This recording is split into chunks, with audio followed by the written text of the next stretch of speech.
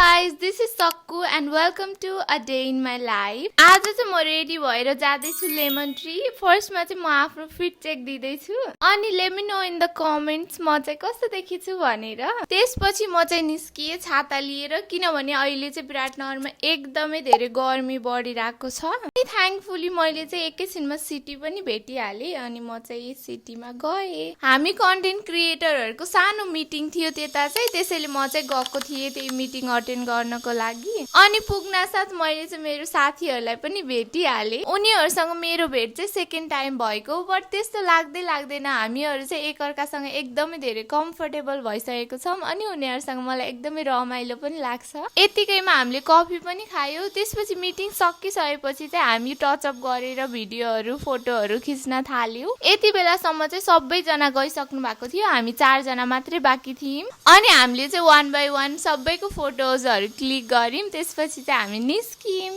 अनि अर्को कुरा चाहिँ हामी छिट्टै नै फेरि पनि भेट्दैछौँ. त्यसपछि सबैलाई बाई बाई गरेर म चाहिँ निस्किएँ रुमतर्फ अनि एकछिनपछि म रुम पनि पुगिसकेँ. And follow for more such video. Thank you so much for watching.